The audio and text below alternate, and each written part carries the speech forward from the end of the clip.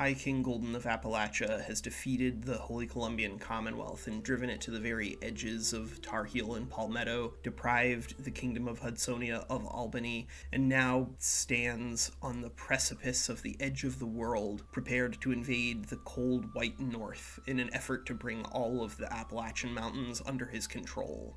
These are the golden years. So welcome back to We Play Games. I'm Walker, and here we are with CK3 after the end with High King Golden the Anointed of Appalachia. But unfortunately for High King Golden, our wife, Gemma, died last episode. But of course, nothing stands still here for Appalachia, and even though I did consider leaving High King Golden as just a confirmed bachelor for the remainder of his life, there's a great opportunity here for us to make some real changes on the map towards the south. Now, we are going to be focusing most of our conquest going north, simply because I do want to take control of the rest of the Appalachian Mountains if we have time to, but we can turn Florida into a vassal through subjugating him, and critically, Magnolia, which had been part of the Commonwealth when we started working into the power of the Commonwealth by taking Alabama. Magnolia has a sister, Princess Angelique of Magnolia, who has wandered out to Dayton, Ohio, and has a strong claim on Louisiana and Magnolia. And so I figured this is a great opportunity for High King Golden to go ahead and find himself a wife. And in this case, we're actually probably going to try to install Angelique of Magnolia in a power structure down here. But if we're going to be marrying Angelique and installing her as the Queen of Magnolia and invading Florida, and of course going up north and building a whole bunch of stuff in our territory once we flip out of being tribal, we're going to need just an enormous amount of wealth. And we've already pillaged Manhattan and Philadelphia. They still have, another year and a half or so before they recover their funds enough for us to come back over there. But it's been a long time since we've sacked St. Louis, and it's been a long time since we've sacked Chicago, and I don't think we've ever sacked Detroit. We're just going to set this entire northern part of the Mississippi River Basin on fire. I'm also going to go ahead and just start reforming Southern Appalachian culture because it is smaller now that we've expanded into the Dixie Cultural Zone. We're going to add Industrious here, just because I think Industrious does kind of highlight that these people are hardworking in their difficult terrain, and we did have to sacrifice a little bit of our mining cultural technology here. So unfortunately our Chancellor has died, but now this is an opportunity for one of our Princes Royal, King Ustitsani, the bastard of Alleghania, who of course was our illegitimate child with Unasi, to step in. He's got 30 diplomacy, so this guy should, assuming he can survive with his 2 intrigue, oh boy, Ustitsani, don't make people mad at you, but with your 30 diplomacy, he's gonna advise us very well on foreign affairs. Now, of course, in order for us to press High Queen Angelique's claims on Magnolia, one of the things we're going to want to do is destabilize this realm. This realm currently is under the personal control of Roi Eugene II of Magnolia, but at the moment, his territories are actually going to be inherited by 2 different characters. So if Eugene dies, then it'll be a lot easier for us to sweep in and pick up the pieces, especially if we're going to be fighting in Magnolia and Florida at the same time, which I imagine we probably will be. So what we're going to do here is we're actually going to change up our lifestyle focus. We're going to switch over really quickly to espionage focus. We're not going to be the greatest plotter in the universe. 10 intrigue is not a lot of intrigue to work with, but if we can throw enough money at the problem, that's usually a good enough solution here. And it seems that indeed these princes royal that we set up out here have entered into a giant alliance with one another and are now actually pushing the borders of the empire for ourselves. This is exactly what we're looking for. They're starting pretty slowly. It looks like they're just taking one chiefdom at a time, but hey, any land expansion that we can get here is great, especially if we can get it, for free. Oh boy, alright, it looks like the Catholic world is not going to take this invasion sitting down, so our troops are outside of Springfield and Peoria. We haven't quite reached Chicago or Detroit yet, but we did sack St. Louis for a second time, and just independently, it seems like the Conclavian Catholic Church has decided that enough is enough, and they're going to deal with Appalachia once and for all. We got 17 months to get ready, so let's see how much of a war chest we can put together in that time frame. So it looks like our agents have finally come up with a plan to deal away with Eugene II, our brother-in-law out here in Magnolia. It seems as though we're going to try to assassinate him with a little bit of a poison cup here.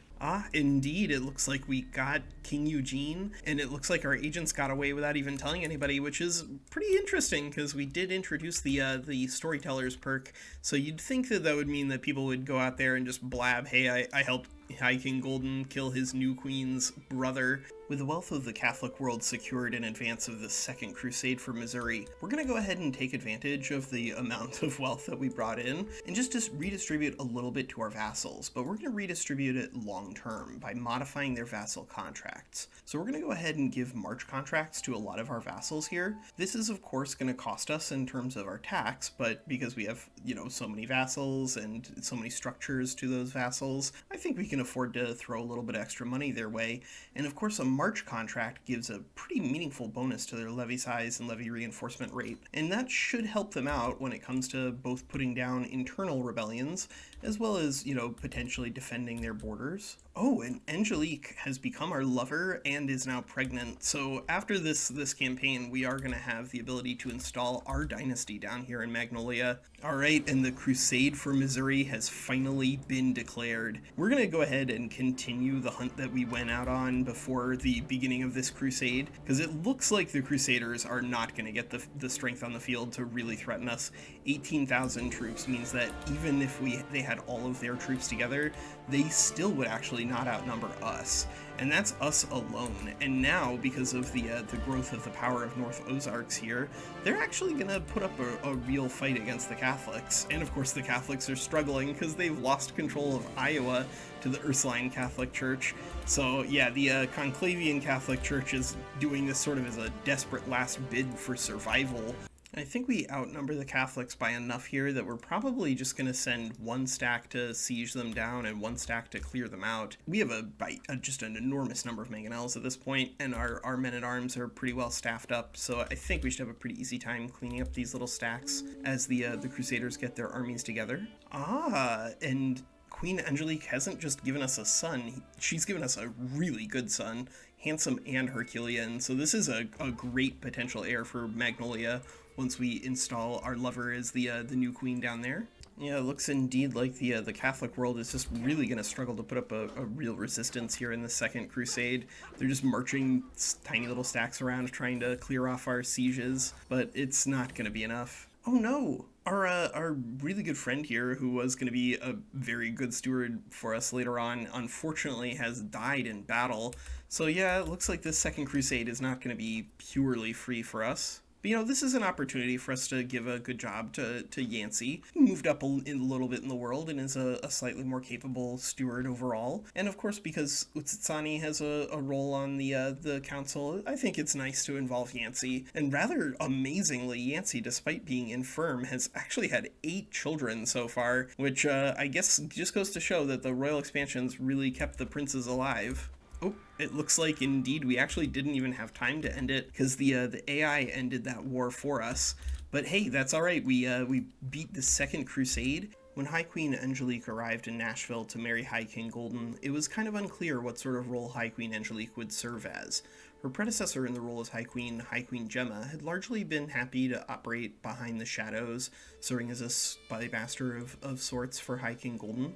But High Queen Angelique, ambitious, brave, humble, she used her position in court to convince High King Golden over the course of the Second Catholic Crusade here in Missouri to probably assassinate King Eugene here, the traitor, our former brother-in-law. Whether or not it was actually her idea or our own is something that is lost to history, but she certainly is the major benefactor here, because with the defeat of the Catholic world, we are, on her advice, going to go ahead and begin the Southern campaign. At Angelique's recommendation, we are also going to be invading Florida out here. We're going to try to take control of the majority of the state, and that's going to be really important in eclipsing the power of the Commonwealth, because the Commonwealth, of course, they had been dealing with raiders from Florida for a very long time, and raiders from Florida as well as Appalachia were probably one of the main constituent parts to the collapse of the Commonwealth. Certainly Appalachian raiders contributed to that. And if we're gonna, move away from being tribal, we want to make sure that we have as few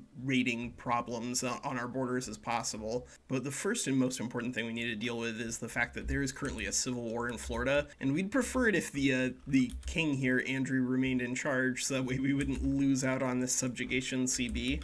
So we're going to send, I think, the majority of our siege weapons down here into Florida, and just one stack of mangonels out to Magnolia.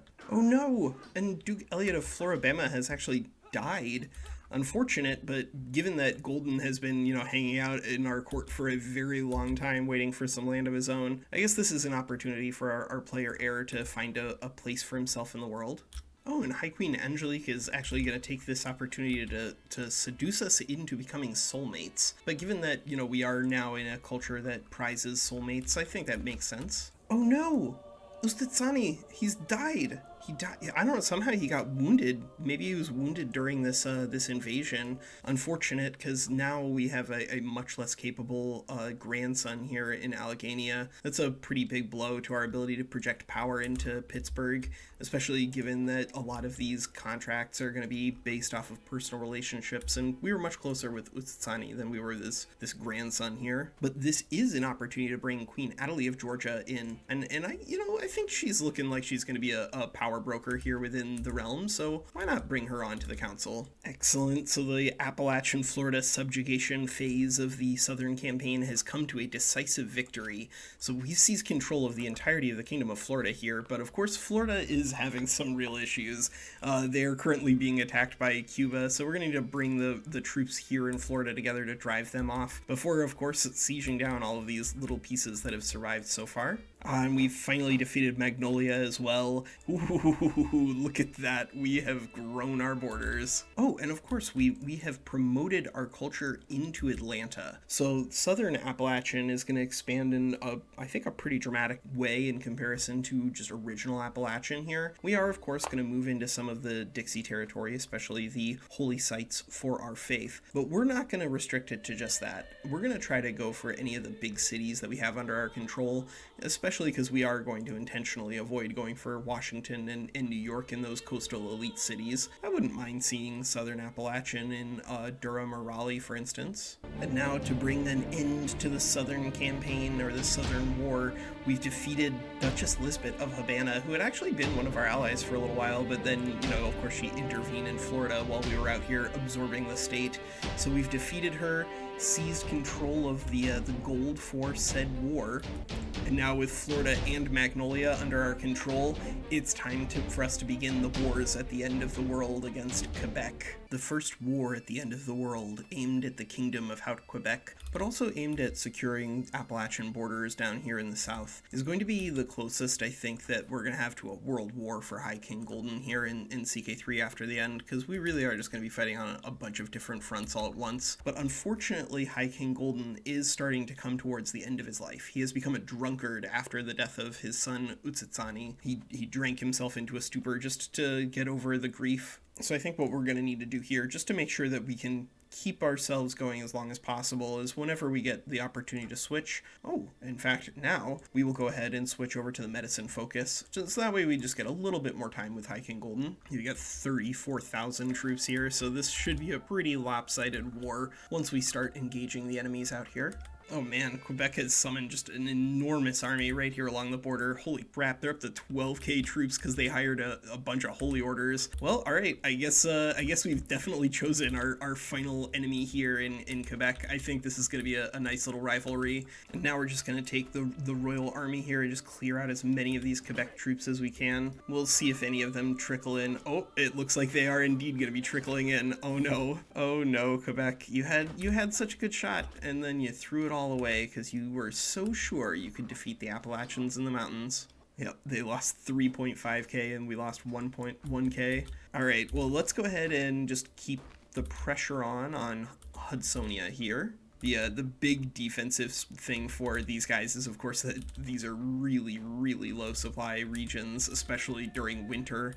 Oh no, Edmund of Shenandoah died. Boy, a lot of our sons are getting killed in these wars of ours. I suppose that makes sense. That is why the life expectancy was so low during this time frame. Not just did people have, more morbidities because of diseases, but they died on the battlefield or immediately after a battlefield. Oh boy, it looks like one of our armies up here against Quebec was actually caught by itself and defeated. All right, so they are definitely putting up a real resistance here. Good for them. I mean, unfortunate that they're not going to be able to to get much out of this real resistance, because our armies are coming. But they are definitely being brave about it. All right, now with 22,000 troops and a lot of supplies under our disposal, it's time to put an end to these pretenders up here in the north. Oh, it looks like Quebec is just going to keep reinforcing over and over again, and lost 5,000 troops in that battle to 387. Oh yes, all right, we have been receiving frequent messages from 3 sacred beings. They come to me almost every night, their faces shrouded by divine light.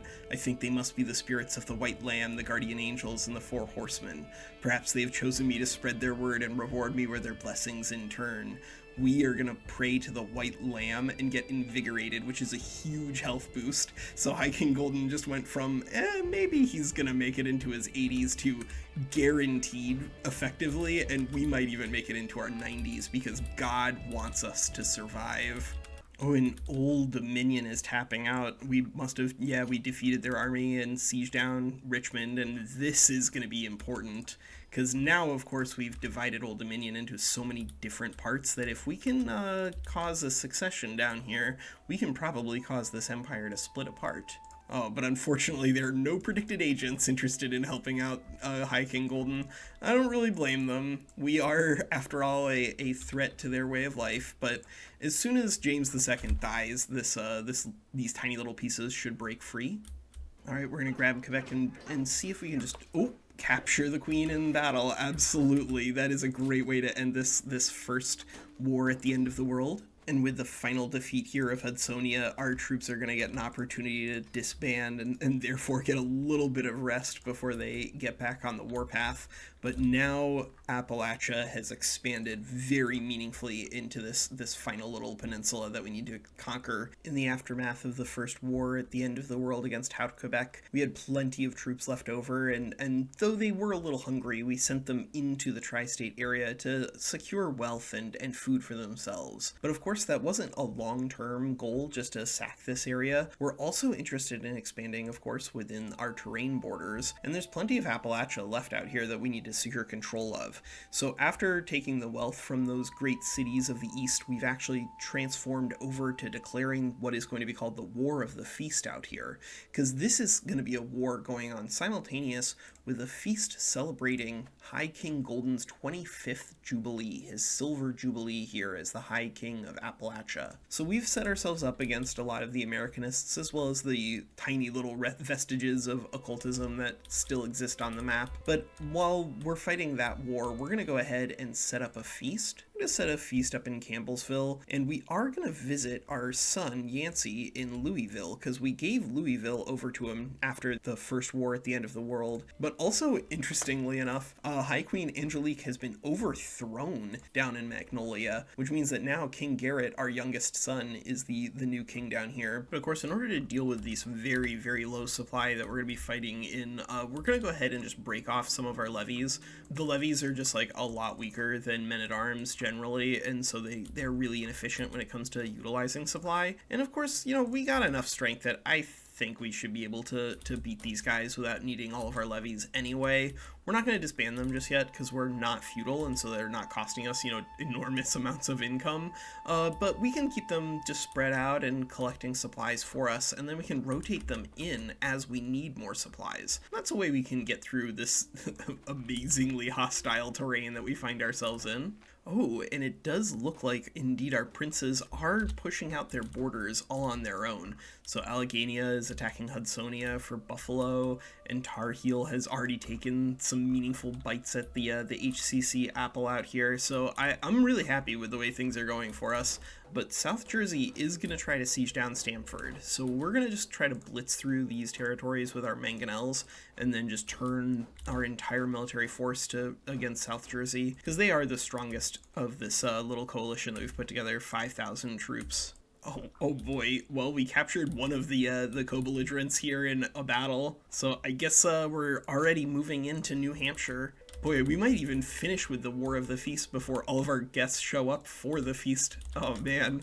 Yeah, now this tiny little South Jersey army that's been besieging our castle is about to just get completely TPK'd. Excellent, now everyone has actually shown up for our giant feast celebrating our 25th anniversary. And of course our guest list is going to be more than just our kids. It's going to include some of our kids from out in the universe, because we've got some children and grandchildren way far afield. So we've got a real family affair going on here. And of course, because we are gregarious, we're going to go ahead and just mingle with everyone here at the feast to make sure that all of our guests are treated well. We did not choose a main guest for this feast, but I think that's kind of on brand. We're not interested in one guest over another. We're interested in ourselves and the glory that we're covering ourselves in. And oh boy, yeah, we defeated South Jersey. And I think, guess we're going to go ahead and send some of our mangonels to chew through Somerset. Oh, fun. There was a live bird here at our feast, and it looks like Bartow, our courtier, has decided to play a little prank and have some fun. And no feast is indeed complete without a prank. Oh boy, and we're gonna get Raucous Entertainment, a medium health boost. All right, old man, you got even more gas in the tank for you. Oh no, disaster has struck. Well, the wine merchant should still be in town, and we are a drunkard, so we're absolutely going to shell out 245 gold for this fought thirst. Oh, and at the same time, Royal has died of a minor illness while on the march, so maybe he was coming to the feast or something like that, and then got sick and passed away. Very unfortunate, but at least King Darius of Kanawa is a pretty reasonable successor here. Oh, and we even made a promise to one of our vassals here while deep in our cups to help him out. So I guess High Chieftain Virgil is going to get a hook on us during this great feast of ours. And there, the Silver Jubilee has come to an end. We haven't quite finished the war, but we've taken most of the main combatants out to pasture, and we have finally defeated Boston and therefore brought an end to the War of the Feast. Man, Peacemaker is a really messed up ability because it just lets us end these wars way, way faster. But I think the more important thing here is that we are going to go ahead and create a new kingdom up here. We're going to create the Kingdom of New England, because we do now have enough of the de jure counties. And we're going to give that Kingdom of New England over to our grandson here, and actually our ward, High Chieftain Danili. Unfortunate that we lost his old man. Utsitsani is probably irreplaceable in terms of his power, but the Kingdom of New England here looks like it should be pretty spicy and capable of pushing people around. And now, to punish Louisiana for intervening against our son, King Garrett, we're just going to send our royal army out here, just pillage as much of Louisiana as we can. If Garrett holds on here in another 6 years, he will end his regency, and then we can bring High Queen Angelique back to our court no matter what. But if we can help him secure control over Magnolia, I think that would be nice. And of course, pillaging the absolute living crap out of Louisiana is definitely a great way to support our son. Oh, and Angelique has given us a pair of twins here at 40 years old, so we've definitely got our succession secured. With the bloodbath in the Bayou just getting worse and worse, because now another character is coming out of the woodwork to try to seize control of Magnolia. I think we're not going to worry too much about whether or not Garrett can control this Magnolian kingdom or not, because we're going to go ahead and start the second war at the end of the world, and we're going to declare war on Lydia of Haut-Quebec yet again. But this time we're not going to restrict it to just a war on Haut-Quebec. We're also going to move into New Brunswick and declare war on Irving LTD out here, because I think that these guys, they're going to need to come under our thumb eventually. We do claim it as part of Appalachia proper. Oh no, our grandson here, the son of Utsitsani, has died, and now I guess another really young kid is in charge of Alleghania yet again. But we're going to take him on as our ward. And we're going to start this war off right. We're just going to try to catch part of Quebec's army and destroy them piecemeal. If we can intervene here in this anarchy that's going out here, because it looks like there is another little civil war in Quebec, we can take great advantage of it. And what the heck, we'll go out there and fight Quebec ourselves. We could, take a little time off, as our High King Golden is super duper old and he doesn't necessarily have the physical strength to execute these wars anymore, but he's still a brilliant general, and so if we can show that off, I'd be really excited. Oh boy. All right, so it looks like Quebec finally Queen Lydia has died, and now the title has passed to Queen Christina of Iowa, which of course means that now Lower Quebec is open. So once we're done with this war against Iowa/Quebec, we might as well go ahead and attack Lower Quebec for Saint Laurent here. Oh, and completely destroyed the Iowa army there. Fantastic. Unfortunately, Queen Christina could not defend against us, so now we've conquered Estrie, and of course this means that now our siege weapons are free to go ahead and just march up north. We might take a little attrition along the way, but I don't mind it. We've got plenty of troops to throw at whatever we're doing out here. Man, and the Line of Yancey has just gotten crazy huge. I had no idea that an infirm, impotent character could have this many kids. It'd be really interesting to, like, check in debug and see how many of them are actually, you know, Yancey's kids, but that kind of doesn't matter. At this point, we're just getting as many heirs as we can and just spreading them all around the map because, you know, we're a tribal unity culture and we want to make sure that we take advantage of this. Oh, excellent. So we discovered trebuchets because we were able to get into the Gilded Age by forming a culture union with the Dixie people here. So, of course, picking up trebuchets is going to be an enormous upgrade to our ability to mulch through land here at the very end of High King Golden's reign. High King Golden is struggling against his own alcoholism as it ruins his health. Oh, all right. So a poem is being written about our victory over Emperor Kirkwood. I think this is going to be a nice little poem for us to have somewhere within our realm. I'm not sure if we're going to hold on to it ourselves because it's just a trinket, but I like the fact that we're getting poetry written about our defeat of Emperor Kirkwood, and of course now we're going to get a best friend, a really great court artificer here. Finally some illustrious stuff running around. But yeah, we'll put that poem on display in our court. And now all we need to do in order to bring an end to the second war at the end of the world is defeat Irving Ltd, and they're already down to minus 82% war score, so yeah, it looks like this campaign is going to be successful. Yep, there it goes. Oh no, Eugene is trying to become our friend, but nah, we never want to see his face again, because even though he really likes us, he was out there participating in multiple wars against King Garrett. I think actually we're going to go ahead and respond to his overtures trying to make us into his friend by ordering his assassination, because now he's trying to seize control of Magnolia for himself, which of course would take Magnolia away from our realm, and we're trying to bring Louisiana into our realm, not push it away. Oh, and Roi Eugene III has been assassinated via a mob, so that is exactly what we're looking for in order for us to turn things around down here in the Bayou, because now Eugene IV is actually a child. So if we can get Garrett to either win these wars or just throw in the towel, then we can bring our wife back to court. Oh, wait, no, in fact, she's actually not the regent down here in Magnolia anymore. So now, as soon as we're done here in Quebec, we can really begin the bloodbath in the Bayou. We put ourselves in a position where now we can actually press High Queen Angelique's claim on Louisiana. So I think we're just going to do that, install her as a new queen elsewhere, because she couldn't hold on to Magnolia for herself. But I think this one is probably going to be a little easier for us to remain in control of, because we're gonna make sure that whoever we leave in position down here is either our religion or out the door. So yeah, let's begin what might be High King Golden's last campaign, because he is 87 years old now. We're going to begin the bloodbath in the Bayou. Oh, oops. Golden is getting a little forgetful in his old age and forgot that we actually have trebuchets. So we're going to replace our mangonels. But of course that means that we're not going to have siege weapons for the opening phase of this war against Louisiana. But that's okay, because we can bring in the colonels. These guys have gotten absolutely stacked and should have a pretty easy time clearing out whatever troops they can field while our trebuchets come together. It looks like Louisiana is going to send their troops in, but unfortunately for them, this Holy Order can probably deal with them all on their own. Yep, looks like that colonels are going to catch the Louisiana Royal Army and just destroy them all on their own. And from there on, we're just going to raise our troops. Like, yeah, the trebuchets still could reinforce a little bit, but it doesn't matter. We don't need full trebs to siege down these territories. Oh man, and now the Commonwealth is so weak that it's actually losing wars against duchies that we have out here. Oof.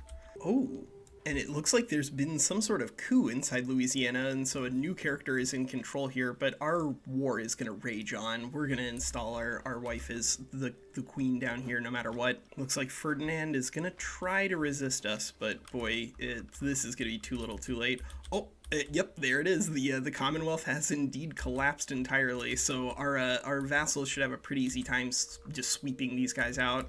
If we wanted to, we probably could do it ourselves, but I think High King Golden is getting pretty tired of fighting. He's 88 years old, but he's still in fine health, but he definitely wants to, sit now and build, because we've got an enormous amount of money, and I think it would be fun to utilize our industrious perk here and see how high we can build our development. Oh, there it is. We've defeated Louisiana, and now we're going to expand the anarchy down here because Angelique is queen yet again. And of course, that also gives us an opportunity for Queen Angelique to intervene to help out Garrett down here. The time has finally come for the people of Appalachia to set aside their tribal ways, and we will become a new era, the true empire of Appalachia. Now, of course, by transitioning this way, we are going to make things a lot more expensive for us to control. Now our levies are going to cost gold instead of costing prestige, and same with our men-at-arms, but that's okay. That's a short-term problem, and the long-term stability that we're going to get here is going to be really important. By switching into limited crown authority, we can actually switch over to partition instead of confederate partition. And this is going to be really important in keeping the realm together, because of course if we had remained in confederate partition, once High King Golden died, empire titles would be created for all of our sons out here, and we'd see this realm shatter. But now with just partition, we can see this realm prosper. We're also going to go ahead and dramatically expand our court amenities, as well as switch our court type from being a tribal court over to being a warlike court. I think that's probably on brand for the kind of empire that we've built. Oh, excellent. So Matriarch Adelie of Georgia, our ruler down there, after her brother was deposed, has actually ended our truce with Quebec here. So we're going to go ahead and do the final war here for High King Golden. We're just going to take all the last of the terrain that we still need in order for us to have control over all of Appalachia. We really have expanded our borders like crazy here, but that's okay. I don't mind seeing it. But given how much stronger we are than them, I'm not sure how closely we're going to actually cover this war. Rather, what we're going to be covering, of course, is that we are spending just an enormous amount of money trying to build up Appalachian culture here. We're just investing tons and tons of money into anywhere that has Southern Appalachian, building whatever we can, because the more stuff that we build down here, the more development we'll get. And development's not that important when you're a tribal character, of course, but now that we have ended tribalism in Appalachia, development's a little more important. Whoa, yeah, that's the transformation out of tribal right there. We're gonna need to disband a whole bunch of these levies, but that's okay. We definitely don't need them, and they're really expensive. So here, towards the very end of Patriarch Golden, the Anointed of Appalachia's reign, he's 90 years old, but he's still in fine health. But we're having another mental breakdown, as it seems as though our daughter, Bayou has finally died at 65. Not surprised that she's finally passing away. But this is going to be an opportunity for Golden to become a journaler. I think becoming a journaler here in his old age and just recording his thoughts on conquests and the kingdom and empire that he's built makes sense. And of course the bloodbath in the Bayou continues. It seems as though our wife is probably going to lose control over Louisiana yet again, but that's okay, because it does look like Patriarch Garrett has managed to hold on down here in the clan of Magnolia. Excellent, we did finally manage to get ourselves a crown, so we're gonna go ahead and equip that, and I think I'm gonna call that the end of our campaign here with Patriarch Golden the Anointed. He hasn't quite died, but if you'd like to see, sort of an epilogue or a retrospective for Golden, we could definitely do that. But he hasn't even hit his Know Thyself, so if we're going to die of natural causes, it's going to be in more than a year. And I don't think that the Golden years need to be marked by even more conquest, because I feel like Golden really has built the empire that he set to build here.